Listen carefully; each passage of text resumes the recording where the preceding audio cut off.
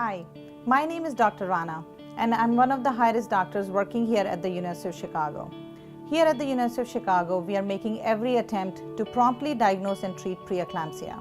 And this is not just to improve the short-term outcomes of the mothers and the babies, but also to improve the long-term cardiovascular risks that the mothers face who have preeclampsia. Let us tell you a little bit more about preeclampsia. The first time I heard about preeclampsia was a couple of weeks before I had my daughter. My doctor said to me, "There's something I want you to look for. If you see a color wheel go across your eyes, I want you to go directly to the emergency room." And I asked, "What does that mean?" And he said, "Because your blood pressure has been a little elevated these past couple of appointments." That was the only instructions that I received. I remember it was a Sunday morning. I was getting ready for church. I took a shower. I got out the shower and the color wheel went across my vision. I said, "This is so pretty." And then I remembered this is something that I need to call my doctor about. When I was getting ready to tell my daughter's father that we need to call the doctor, after that I don't have any memory. The next memory I have is waking up at the University of Chicago, actually in labor and delivery. I had already been moved from the emergency department to a room. I found out that I had an eclamptic seizure. I was 35 weeks when I had my daughter, and we stayed in the hospital for a few days. She was in the neonatal intensive care unit. About a little over a year later, I was diagnosed with chronic hypertension. After going to see my primary care physician, he did a lot of tests. We did my family history, and then he asked me about my delivery. When he saw the records that I had the eclamptic episode, he wanted to start putting together if there was a connection between the preeclampsia and my chronic hypertension.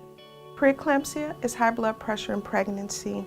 It can include symptoms such as headache, severe swelling, vision changes, pain under your right rib cage, and even seizures. As a nurse, we assess these symptoms often. However, if you experience any of these symptoms, please be sure to report them to your healthcare team. Anyone has the potential to develop preeclampsia.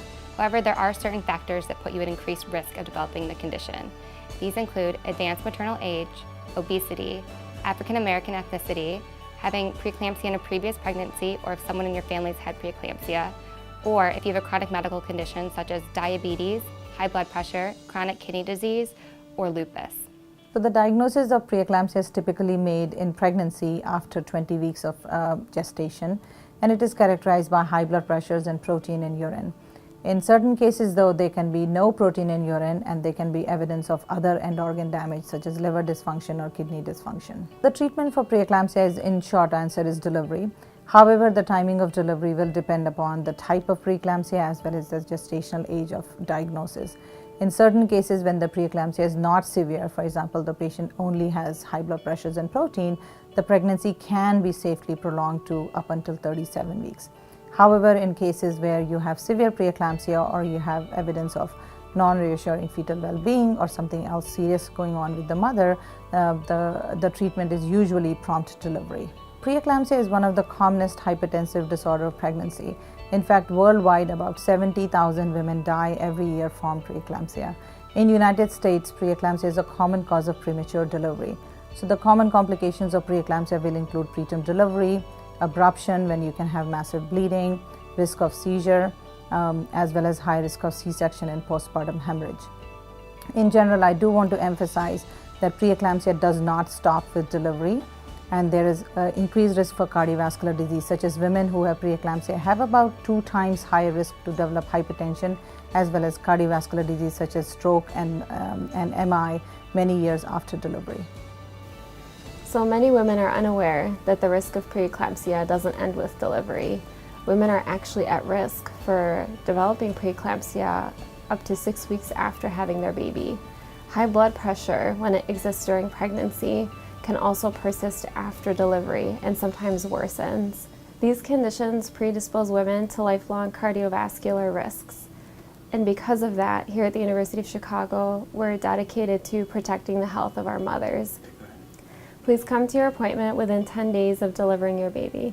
We've created a new clinic, the Postpartum Hypertension Clinic, that has an interdisciplinary team, physicians, nurses, pharmacists, that are there to check your blood pressure, assess for any signs and symptoms of preeclampsia, and then tailor a regimen that's specific to you to protect your long-term cardiovascular risk. If you face any barriers coming to your appointment, we are here to assist you to make sure that you have the right access to care. As your healthcare providers, we are committed to your care.